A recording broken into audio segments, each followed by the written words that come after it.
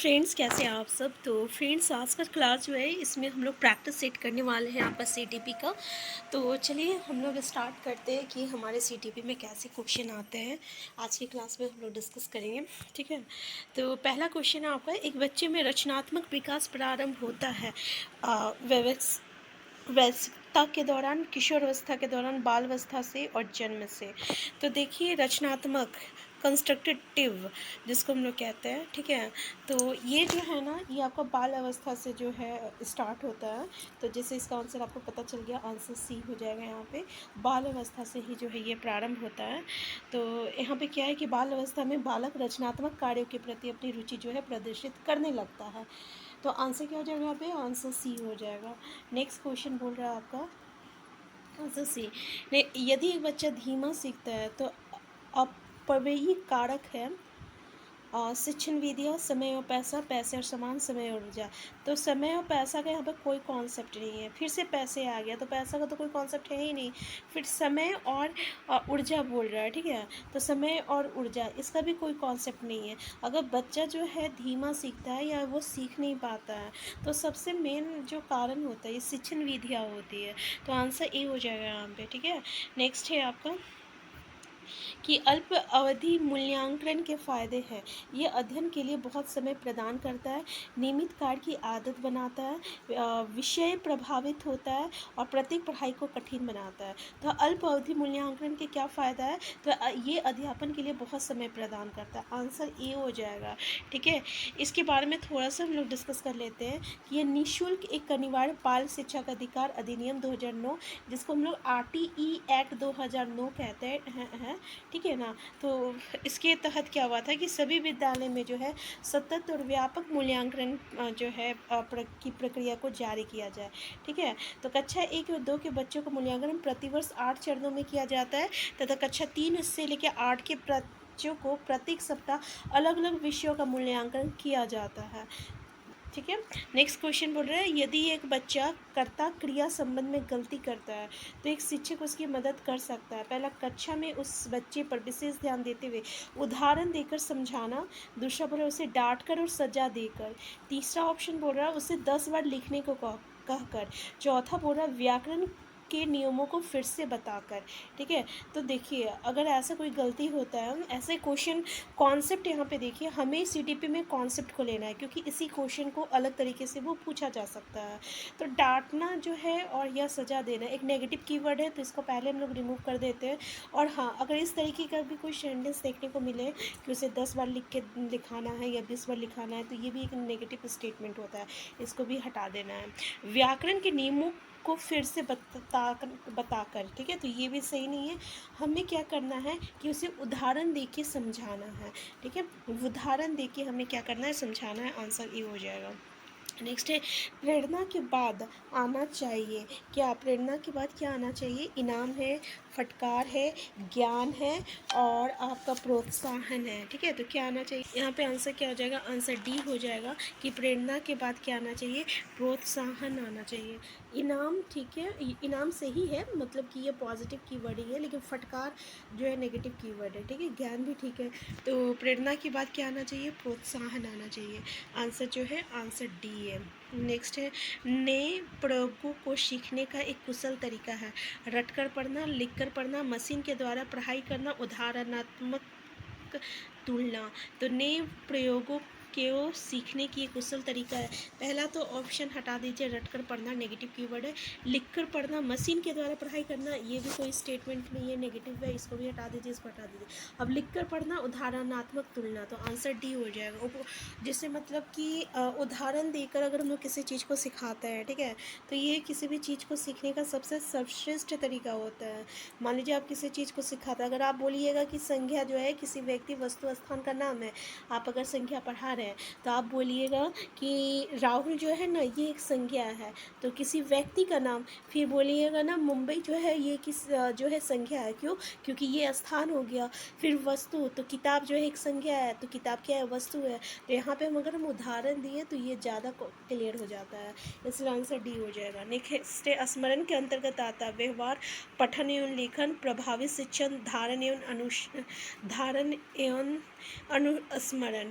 तो स्मरण के अंतर्गत क्या आता है, तो ऑब्वियसली आंसर डी हो जाएगा, धारण यानी अनुस्मरण हो जाएगा। नेक्स्ट है आपका शिक्षकों को, देखिए स्मरण में ये चार उप प्रक्रिया शामिल होती है, सीखना, धारण करना, अनुस्मरण करना और पहचान करना।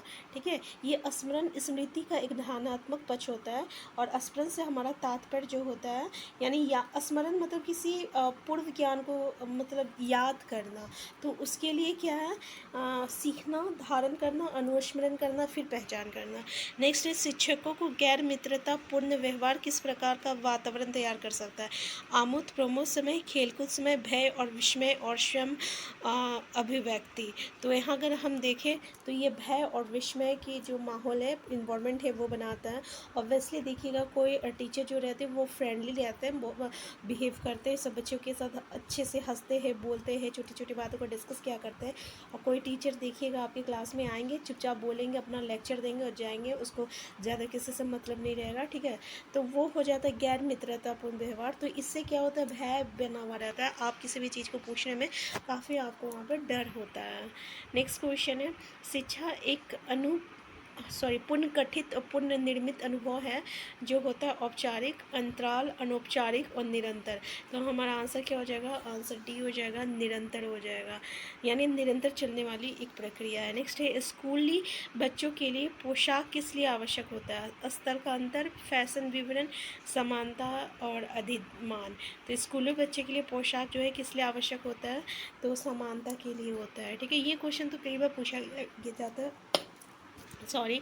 नेक्स्ट, किशोर अवस्था के दौरान कई प्रकार के तनाव और चिंताएं होती है, शिक्षकों को चाहिए वैसे ही रहने देना जैसा वो है, डांटना और रोकना, सहानुभूति होना और सत्कर्तापूर्ण व्यवहार से आगे बढ़ना, उन्हें अकेले बैठने पर बल देना। तो कई प्रकार का तनाव और चिंताएं होती है, तो उससे वैसे ही रहने देना, ऐसे नहीं है कि जो जिस हाल में उसको वैसे ही हम लोग रहने दें, ये बिल्कुल एक नेगेटिव स्टेटमेंट है। डांटना और रोकना ये भी सही नहीं है, क्योंकि हमें डांटना जो रहता है ना, ये अगर आप देखिए तो ये एक नेगेटिव कीवर्ड है, कहीं भी देखिए तो आप इसको काट दीजिए, है ना।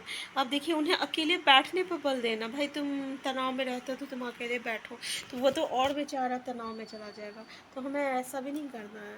तीनों नेगेटिव स्टेटमेंट है, आंसर सी हो जाएगा, सहानुभूति होना और सत्कर्तापूर्ण व्यवहार से आगे बढ़ना।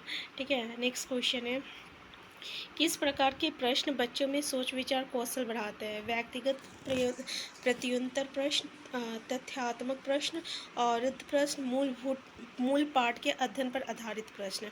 तो कैसा जो है ये तथ्यात्मक प्रश्न जो है ये सोच विचार और कौशल को बढ़ाता है। ठीक है, थिंकिंग इसको जिसको हम लोग कहते हैं। तो नेक्स्ट है, एक रचनात्मक बच्चे की विशेषता क्या होती है, उच्च बौद्धिक क्षमता, समस्या के समाधान की क्षमता, चित्रकारी में निपुणता, परीक्षा में अच्छे अंक लाना। अगर कोई परीक्षा में अच्छा अंक ला रहा है, इसका मतलब वो नहीं कि वो रचनात्मक है, रचनात्मक मतलब कंस्ट्रक्टिविज्म हो गया। ठीक है, तो कंस्ट्रक्टिव किस में होता है, जो कि कुछ नई नई चीज़ को क्रिएट क्या करता है। तो चित्रकारी में निपुणता ये भी नहीं होगा, उच्च बौद्धिक क्षमता, समस्याओं के समाधान की क्षमता। कोई कोई होता है ना, थोड़ी थोड़ी बात में पैनिक हो जाता है, जैसे मैं भी हो जाती हूँ, बट बहुत सारे ऐसे लोग रहेंगे कि बहुत सारा मतलब कुछ भी अगर प्रॉब्लम भी हो गया ना, तो बहुत ही देखिएगा कूल रहेगा, और फिर उसके बाद वो धीरे धीरे उसको सॉल्व करने की कोशिश करेगा। तो इसको हम लोग कहेंगे आंसर बी हो जाएगा। नेक्स्ट है, नेक्स्ट क्वेश्चन है, कालक्रमिक क्रम में बच्चे की सीखने की 4 चरण है। पहला ऑप्शन है स्मृति प्रेरक, दूसरा है पूर्व प्रचनात्मक, ठोस क्रियाएं, औपचारिक क्रियाएं। नेक्स्ट ऑप्शन है पूर्व प्रचलात्मक, स्मृति प्रेरक, ठोस क्रियाएं, औपचारिक क्रियाएं। तीसरा है पूर्व प्रचलात्मक, स्मृति प्रेरक, औपचारिक क्रियाएं, ठोस प्रक्रियाएं। चौथा है स्मृति प्रेरक, पूर्व प्रचलात्मक, औपचारिक क्रियाएं और ठोस क्रियाएं। हमारा आंसर क्या हो जाएगा, तो जीन पियाजे जो है ये संज्ञानात्मक विकास की अवस्थाओं का 4 जो है आपका कालक्रमिक क्रम दिया है, जिसमें पहला जो है ये आपका स्वेदी प्रेरक अवस्था है, फिर पूर्व सक्रियात्मक अवस्था है, फिर ठोस सक्रियात्मक अवस्था है, और फिर औपचारिक क्रियात्मक अवस्था है। ठीक है, इंग्लिश में हम लोग सेंसरी मोटर स्टेज कहेंगे, फिर pre operational stage, concrete operational stage, फिर फॉर्मल ऑपरेशनल स्टेज। तो पूर्व सक्रियात्मक अवस्था ये दूसरा स्टेप है, फिर ठोस सक्रियात्मक अवस्था, और फिर आपका औपचारिक क्रियात्मक अवस्था है। ठीक है, तो ये याद रखिएगा। नेक्स्ट क्वेश्चन है आपका कि बच्चे जो है केंद्रित शिक्षा में शिक्षक की भूमिका होती है। एक निश्चेष्ट दर्शक, बच्चे का एक सक्रिय साथी, एक रुचिपूर्ण शिक्षक प्रेक्षक और एक सख्त अभिभावक। तो बच्चा केंद्रित यानी बाल केंद्रित शिक्षा में शिक्षक की भूमिका क्या होती है, ठीक है। तो इसमें बच्चे का एक सक्रिय साथी होता है, आंसर बी हो जाएगा, ठीक है, एक आंसर बी हो जाएगा यहाँ पे। तो आज का क्लास हम यहीं तक रखते हैं, ठीक है। इससे आगे जो हम लोग नेक्स्ट क्लास में डिस्कस करेंगे। तो हमारा सीटीपी को बस एक बार पढ़ना है, बाकी इसमें ज़्यादा से ज़्यादा क्वेश्चन को हमें प्रैक्टिस करना है, ठीक है। डेली जो है आपको प्रैक्टिस करना है सीटीपी में, तभी हमारा जो है इसमें क्योंकि सीटीपी जो है ये आप अपने नॉलेज के अकॉर्डिंग जो है कर सकते हैं। तो आज का क्लास हम लोग यहीं तक रखते हैं, फिर मिलते हैं नेक्स्ट क्लास में। Thank you.